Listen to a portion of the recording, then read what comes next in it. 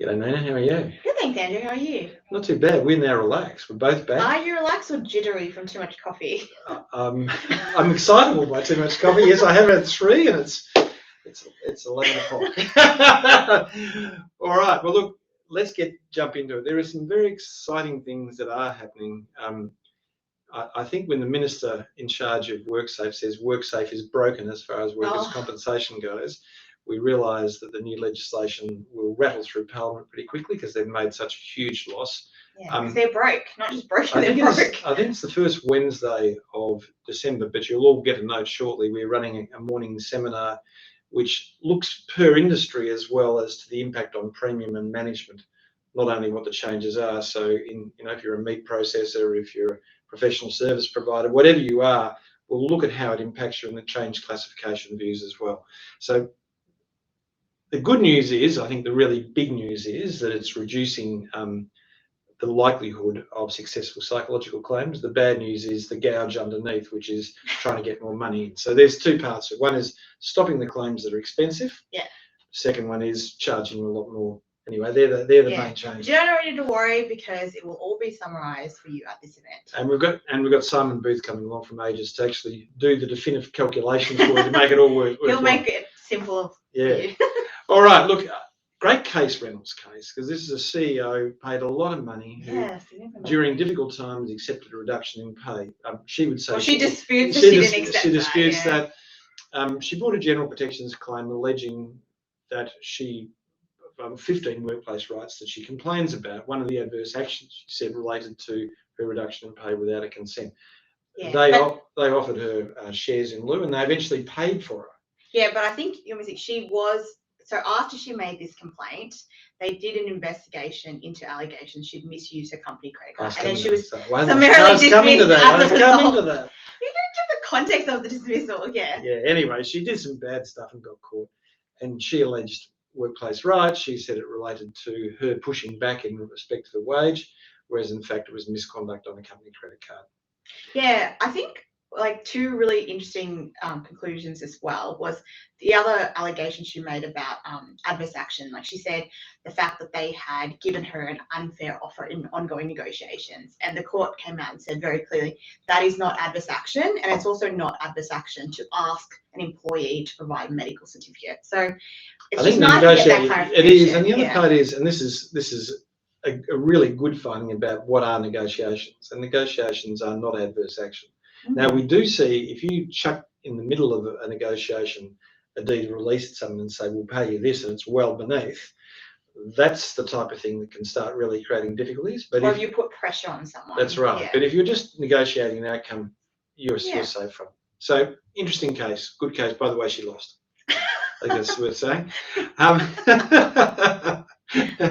Okay, this is a very discreet little case. It's a case about a person who did 2 days trial work. Yeah, so it was whether they met the minimum employment period of 12 months because of small business. Yeah. And they were 2 days shy, so they were trying to claim, the fact that I was casual during my trial period of 2 days meant that should meet it. Yeah, and there was about a 7 or 8 day gap between the trial period and when they were then subsequently offered a full-time role. And what the commission found was, look, this wasn't a continuous employment. There wasn't. Yeah, it has to be regular and systematic casual to count towards service. And therefore, under those circumstances, the period of 12 months hadn't been met. So a nice reminder that often we do offer people some work experience to look at people, and then we come back a couple of weeks later and say, we'll offer the employment. It doesn't mean there's a continuity of employment during that time. Yeah, exactly. Okay, simple. That was simple, but I thought a good case. I think that was a really good analysis that they did. This would be probably the dumbest argument I've ever known an employer to run, which is some people resigned on 1 July. They continued to work until December. The new EBA became into effect on 1 July. No. You're right. So it's complicated because what happened was these teachers resigned before 1 July 2019. their resignations took effect in December 2019, and there were 2 new EBAs coming into effect, which didn't come into effect until December 2020. So it was a whole year past when the resignations had So I'm taken wrong. effect. It wasn't that dumb. No, I think it's actually it's still dumb, isn't it? Really, because they tried not to back pay them. Yeah, because there was a clause that said essentially there would be retrospective pay increases from 1 July 2019, and they were like, well, yes, you were employees at that time, but you resigned before the EBAs came into effect, so you weren't covered. But it all comes to the stupid wording. Like, if they made it clear that it only applied to employees who were employed at the time that the EBAs were enforced, that wouldn't have an argument at all. Yeah, well, look, I might have got the dates wrong, but I didn't get the clause wrong. It was a dumb argument, wasn't it? One of the difficulties of enterprise agreements, and one of the reasons we put this case on, is they're not legislative. They're often drafted by people who aren't lawyers, and that doesn't mean it's good or bad, but it means they're inclined to be loose in their expressions. Yeah. And this is another case where someone's drafted a clause where if there was going to be a fight, they could go back and look at the intention of the parties through the discussions that occurred around those clauses. Clearly, the intention was to capture everybody. That would be the union's intention. Clear. And as a matter of common sense, if a person works, they should be entitled to the wage of that period. That's where a court would have started. So it was a dumb argument. But when you're putting contentious clauses together, it's worth engaging the lawyer to draft it with clarity around what the intention. If the lawyer doesn't ask for the intention, get another one, because the issue is those clauses are capturing, like in a contract, the intention of the parties at the time of entering into the enterprise agreement, and that is how they're construed. And too often, and at the moment we're dealing with enterprise agreements in one particular sector where it's very hard to understand actually what the intention of the parties were, and the clauses are so vague. Because it's historical clauses that they've just been repeating. Yeah. So anyway, that's the reason we've stuck that one on, and I'm sorry I got the dates wrong, but I'm still right. Okay. Yeah, I think it's good just to think about practical realities of anything that you put in enterprise agreements. I think that's the missing link, that people will put things in not thinking what does that actually mean. And if you remember that lesson, you'll be fine. Can I just say with enterprise agreement, when you come to do it, there's 2 rules basically that I have, which is don't change things when you know they're going to blow up if they're working well. But if you find ambiguity, work with the party and say, well, we agree this is the intention, let's clean these clauses up. So over a period of iterations in the enterprise agreement, you end up with a very clear and very simple enterprise agreement rather than one with these legacy clauses which did have a meaning once and no longer do, but then jump up and bite you later on. Yeah. Exclusion zone, over to you. Yeah, so this one was just, it's just a silly thing that they did. So it was a mine, and there was an exclusion zone in a part of the mine because there'd been recent explosions there, so it wasn't very stable. And his supervisor directed a worker to go into that area. I can't remember what it's called, a stode or something. Yeah, stope. A stope.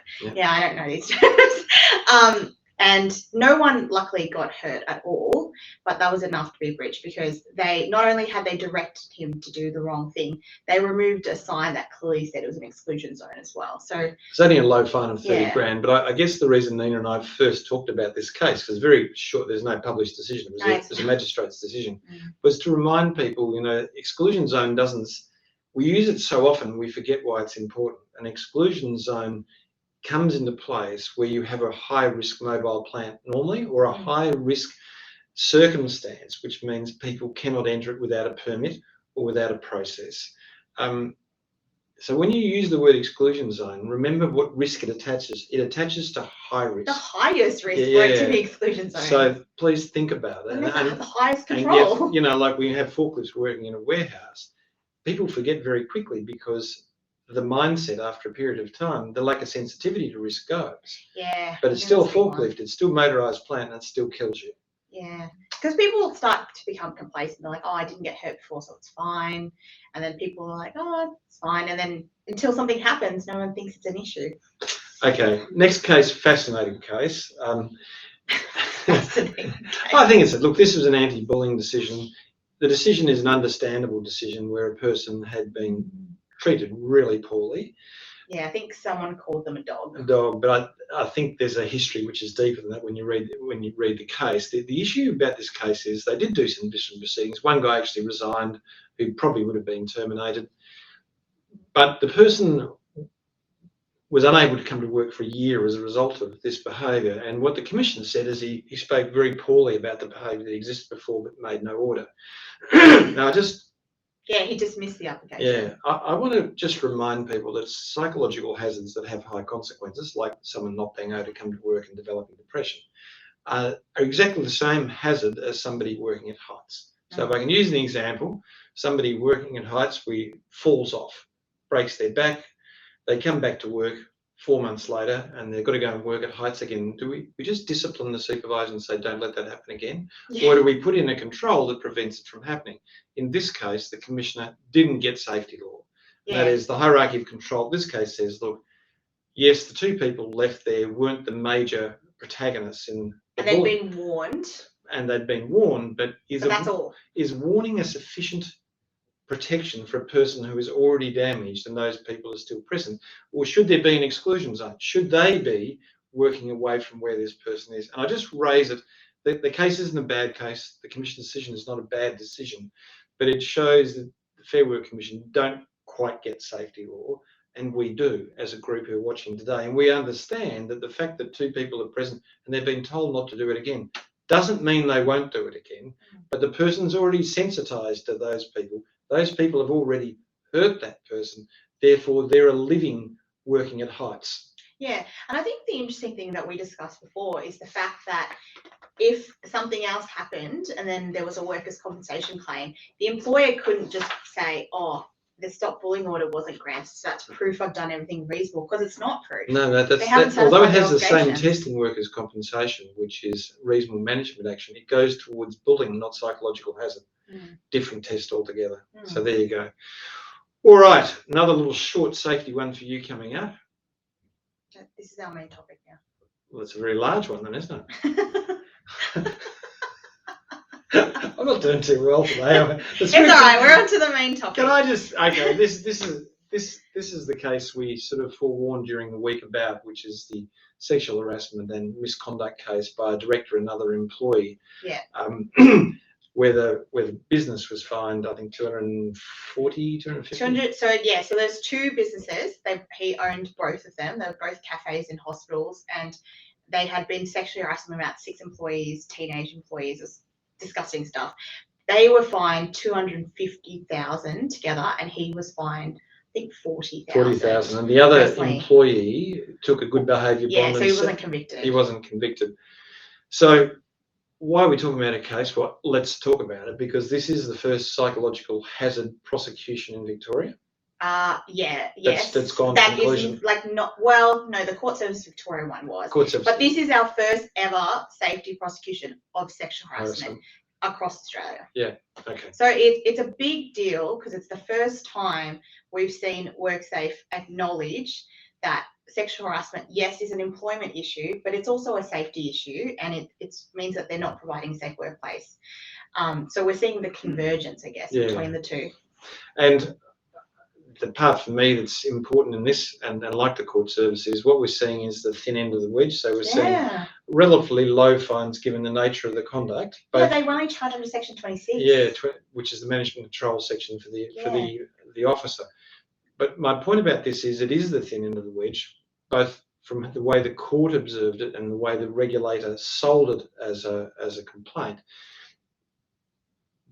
But within 3 years' time, we're going to see officers who weren't operational participants in the wrongdoing, but were officers for the purpose of Section 144 and more broadly for reckless endangerment and industrial manslaughter, being held liable for work they knew was a risk and did nothing about, but weren't operationally involved in it. So that's that part. And the courts, they're going, I don't see it quite that seriously yet, but that's the way it always starts. It starts at the very bottom and gradually grows. They become more comfortable. And I think, had this case come in a couple of years' time, I have no doubt they would have been charged with reckless endangerment and would have won on that basis, because the behaviour had been going on since 2014. And it involved more than one person, and it was known to be wrong. And they were young victims who they found that although there was a policy, there was no way for them to make a complaint. They had no idea how to, so there was no controls really at all. So it definitely meets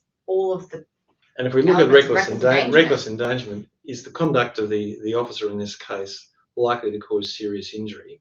Yes. Yeah. Was he indifferent to it? Well, he kept doing it. Yeah. So how they found out is because complaints were made to WorkSafe. So he was aware that they were not comfortable with this behaviour. Yeah. So it's just terrible. Yeah. But I think like what we all need to be aware of is it doesn't just end there, right? The employees have actions under employment law too. And if there's a finding, which in this case it is against both the director and the employee, that they have engaged in sexual harassment, there's nothing to stop the employees from pursuing them under the new secure jobs and respect at work legislation.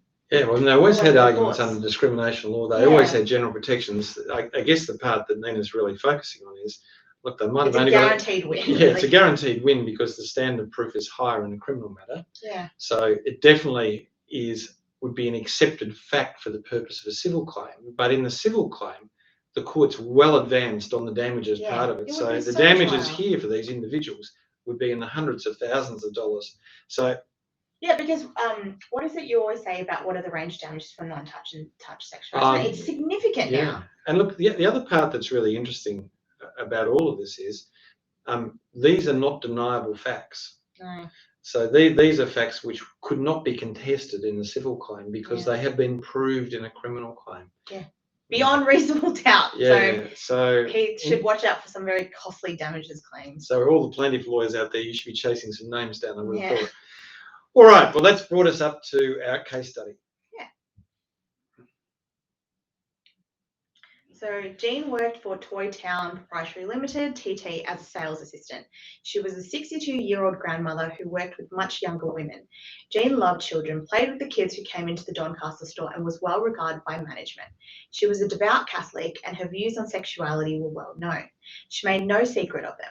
The younger girls thought she was a prude and deliberately told stories of their weekend antics loud enough for her to hear to tease her.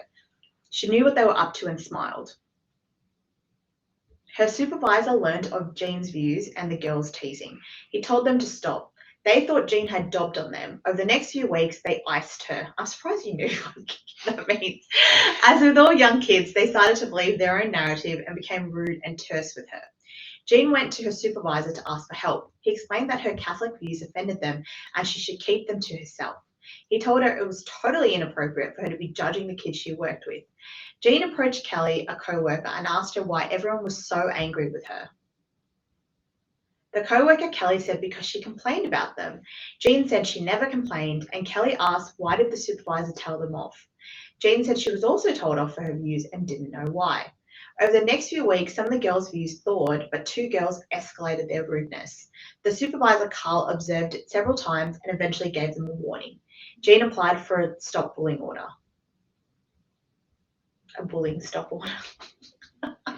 My early mornings aren't always the best before coffee, and they're not that good after 3, as you can just learn. So, one, if Jean developed a psychological disorder from the bullying behaviour, would she have a successful workers' comp claim? Yeah, I think so. Yeah, I think it arose out of the course of her employment. Yeah. Look, I don't think there's any doubt. Interesting, Carl's behaviour in this process offended. She'd also have a number of other claims. Yeah. As well. And it's about her perception as well. That's right. The key for workers' comp. 2, would the stop order be granted, and if so, what relief would the Commission order? Now, this you can see why I put this in, can't you? Because they've already been told off and they're still doing it. They're not listening to hearing the truth. They're not interested in the truth. And Carl's behaviour of not backing her and supporting her in an appropriate way should give a commissioner no comfort that she is going to be protected by any further disciplinary action. Yeah, I think they've not put in really any controls to protect her at all. So they'd have to make some order to change something. Yeah, and so look, let's come to that order. But I guess, Nina and I discussed this earlier in the week. What are we trying to do with this particular case, and why this sort of benign sort of case that came through should have such importance? I think it's because it highlights how people don't understand the impact of psychological hazards. Oh, yeah. And as I said, it's like working from heights. It's like confined space. It's the same. High risk. Yeah, it's high risk. And once someone's wounded and damaged by it, they are necessarily sensitised to what evoked that response. So to leave that person, even if that person is behaving well, doesn't change the responsiveness and the reasonable responsiveness because of how a person could perceive it. Therefore, any order would need to exclude that person from the work that they do. Now, one of the problems with the stop bullying orders and also the stop sexual harassment orders is you're inviting someone to come into your work and put up barriers and change rules, which could be completely unworkable in your workplace. Yeah. But it is the only way they can stop it. And they have unfettered power to make those orders. Yeah. Except the only thing they can't make is order monetary compensation, but they can do anything else. So in this case, we've got a very strong argument that says, yeah, Jean could get a stop order that prevents them from being within a 50-metre radius, 20-metre radius, and in any way interacting or being involved in the work she undertakes. Probably totally unworkable for the organisation. Yeah, how would she work with any of the employees then? Yeah, and the difficulty then comes is how much money you got to give Jean to go. And then you've also got adverse action if you even start that discussion. So I just want to chuck it out there because I thought it was sort of an interesting process. The next question is, was it lawful for Jean to speak openly about her Christian beliefs, which were critical of the younger girl's sexual behaviour? Oh, this is an interesting one because you are entitled to talk about your religious beliefs, but you can't do it in a way that would discriminate against someone else. Yeah, but how does speaking about it discriminate? Well, I think it depends on the nature of it. Like if she said to someone, you can't do that, you're going to go to hell and stuff like that, I think that would not be permitted. Oh, well, only if she was standing on the door to hell. I mean, No, but you know what I'm thinking? Like if she started like using language to attack them because of her beliefs, then that would be permitted. But if she's just talking generally, then I don't think it's unlawful. So it'd be weird, but it's not unlawful. So free speech, although not being an express constitutional right, is an implied right that people are allowed to speak and to speak openly about their views, unless those views attach to a particular attribute. Okay, and then it can be discriminatory. So the fact that her views are Christian means that. Catholic. Oh, wait, you changed it. Yeah, no, Catholic. The fact that her views are Catholicism is a form of Christian. It's only when she speaks that it goes to the attribute of the person, not her attribute as a Christian. So it's their attribute. Yeah. So what's their attribute? Well, their attribute is they are women. They're entitled to control their own sexuality. If it's being critical of them being women behaving in a particular way, it attaches to an attribute. So but it has to be surely like a bit more linked. It can't just be like a general. That's exactly right. Yeah, and that's why I'm saying to you, it is interesting. We do hear people commonly talk about particular belief systems they have. Yeah. I just want you to, it's all right to do that. It's not advised.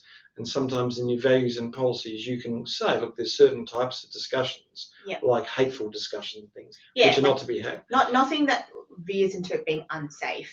Like I think we've had cases where someone was expressing religious beliefs, but it veered into hate speech and things like that, which obviously isn't a serious misconduct. Yeah, and so that's why I've got it here. I guess I don't want people walking out of this and saying, oh, gee, someone can't express their religious belief. They can. I don't want them to say they can't express their political belief. They can. I think both of them are relatively unwise in a workplace, but it's something which people are entitled to do. It's when their behaviour attaches to a protected attribute of someone or undermines the safety of someone or both that it becomes unlawful behaviour. Okay, and as Nina's raised already, always go first to safety and the obligation to provide a psychologically safe workplace.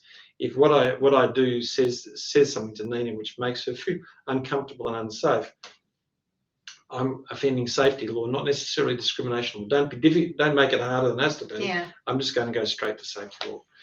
Okay. Does Jean have a discrimination and/or general protections claim after being treated adversely for her religious beliefs? Yeah, by Carl. Yeah, she does. To talk about it. Yeah, and failed to intervene. Yeah. Yeah, actually, and the others are treating her badly, and he's not stopping it, so not providing her with a safe workplace either. Yeah, so really good. I think it's a nice discreet claim that the far right in politics would jump all over. I think Tony Abbott would love that. Catholic being persecuted, he'd be excited. We're not very along with there is no area. climate change. No, sorry. Okay, so number 5, was there a safety breach by Carl? TT. And other employees, you go, my voice is gone. If so, who and what would be charged? If Jean dies as a result of bullying, would that change anything? Yeah, look, definitely. There's been breaches. There's clear psychological hazards. There's also bullying behaviour, and they're treating her differently as well. So let's just go back standard of care. So was there hazards? Yes, there was psychological hazards, unquestionably. Some was bullying, some was unfair treatment, differential justice. Differential treatment. Yep. So there's lack of support as well. Yep. And that was by Carl. What was the level of risk though? Just staying with standard of care. So reasonable practicability, what was the level of risk? High. Yeah, because of psychological hazards. What were the controls that were done? There was some discipline. Oh yeah, he spoke to people. Yeah. But then told her off for the same thing. Yeah. So what we've got is everything that's reasonably practical wasn't done, and that in relation to her, was there a safe work environment? No, it wasn't for her. Was there any induction or training? We don't know about that. Was there adequate supervision? No, we know there wasn't. Was there appropriate systems in place? We don't know that, but what we know is if they were, they weren't honoured. Yeah, they weren't complying with anything. Yeah. So you've got at least 3 breaches of basic duties and management control breaches by Carl himself. Yeah. So then you just go up the range a little bit and you go, well, was there a risk of serious injury? Yes. I think there was starting, it would have put anybody on notice when she comes forward and say, this is distressing me, that there's risk of serious injury. Was Carl indifferent to it? Yes. If Carl's indifferent to it because he is the voice and heart of the organisation of the purpose of safety law, TT is liable? Yeah, he definitely was. He not only did he blame her for how she was feeling, he didn't do anything further to stop it. Yeah. Now, what about the employees? I've got to tell you, no prosecutor would go after those young kids. It'd be very unlikely to go after them. Though it did once in the earlier V Cafe case, for where there was bullying and a kid ended up committing suicide. There's a case. Oh, that's Brody's law one. That one. Yeah, no, it wasn't. But there was a cafe really case, Cafe V, anyway. But so they may, depending on how bad it was, go after them, but be a primary duty breach. It'd be under section 25. 25, yeah. So there you go. I think. And if Jean dies, industrial manslaughter may be considered. Yeah. I mean, if you get reckless endangerment, you can always get industrial manslaughter as the truth, because once you show there's a duty breach, and it should have been something that was stopped, and it certainly should have been stopped by Carl. The issue is, what was the officer knowledge? And if the officer knowledge was there, then you've got industrial manslaughter. Yeah. All right. Well, that's it for this week. Yeah. And I'm sorry I stuffed up. I'll only have one coffee before the next one, I promise. Andrew, it's fine. All right. Thanks for joining us. Give us a thumbs up. See you later. Bye-bye. Bye.